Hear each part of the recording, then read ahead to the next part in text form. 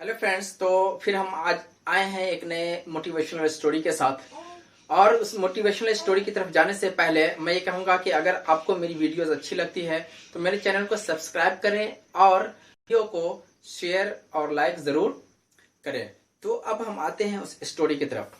एक लड़का है जो किसी कारणवश उसे बेच दिया जाता है। बहुत ही दुर्भाग्यपूर्ण बात है कि किसी को बेच दिया जाए। और जब उसे बेच दिया जाता है तो एक काजी साहब उसे खरीद लेते हैं।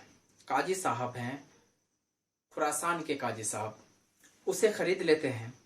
लेकिन खरीदा क्यों जाता है? खरीदा इसलिए जाता है गुलाम बनाने के लिए कि गुलाम रहेगा तो वह हमारी खिदमत करेगा, हमारा काम करेगा। लेकिन उस लड़के में इतना टैलेंट रहता है, इतना टैलेंट रहता है कि वो काजी साहब उस लड़के को गुलाम बनाने की बजाय उसे अच्छी पढ़ाई, अच्छी शिक्षा देते हैं और उसे अपने बच्चे के साथ पालन पोषण करना शुरू कर देते हैं। यानी अपने बच्चों की तरह उसे पालन पोषण शुरू कर देते हैं। वो अपने लड़के के साथ साथ उसे पढ़ाते हैं और घुड़सवारी भी सिखाते हैं, तलवार चलाना भी सिखाते हैं। ये सब चीजें होती रहती हैं। फिर एक दिन काजी साहब का इंतकाल हो जाता है, यानी काजी साहब की मृत्यु हो जाती है। फिर उसके बाद आते हैं उस काजी साहब के लड़के। अब काजी साहब के लड़के से भी ज्यादा टैलेंट था इस गुलाम लड़के में। जब ये देखते हैं काजी साहब के लड़के तो उसको बहुत ही जेलस फील होने लगता है कि हमारा गुलाम है और मुझसे ज्यादा फेमस हो रहा है, प्रसिद्ध है, हमसे ज्यादा चालाक है। तो उसे वो गजनी लेकर के आता है। और जब वो गजनी लेकर के आता है तो अब की बार उसे फिर बेच दिया जाता है। और इस बार खरीदने वाला जो होता है वो वक्त का सुल्तान होता है। सुल्तान मोहम्मद गौरी के हाथ से उसे बेच दिया जाता है।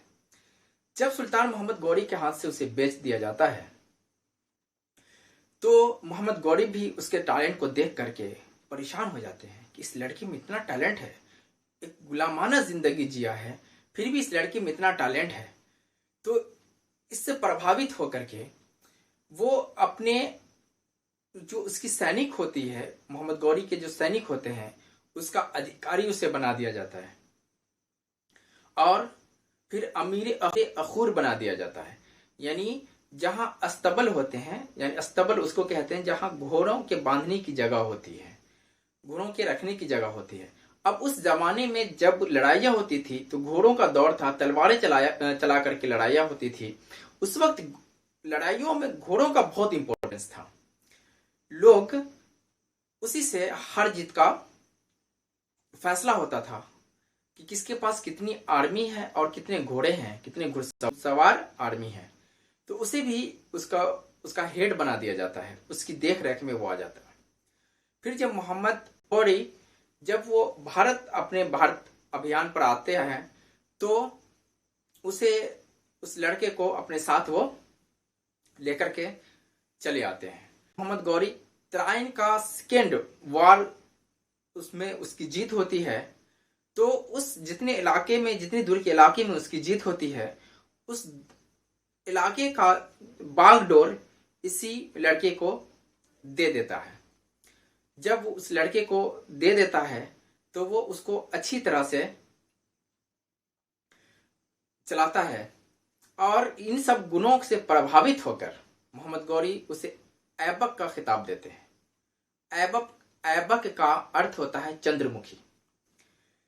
तो उसके बाद जब मोहम्मद गौरी का इंतकाल हो जाता, मोहम्मद गौरी की जगह ले लेता है।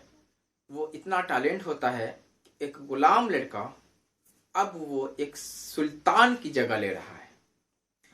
और जब वो सुल्तान की जगह लेता है तो वहीं से हमारे भारतीय इतिहास में गुलाम वंश की शुरुआत होती है। हाँ, उस बच्चे का नाम है जी कुतुबुद्दीन ऐबक। हाँ, वही कुतुबुद्दीन ऐबक जिसने दिल्ली में कुतुब मीनार का निर्माण करवाया है। हाँ, वही कुतुबुद्दीन ऐबक जो अजमेर में 2.5 दिन का झोपड़ा बनवाया है। तो एक गुलाम से सुल्तान बन जाना,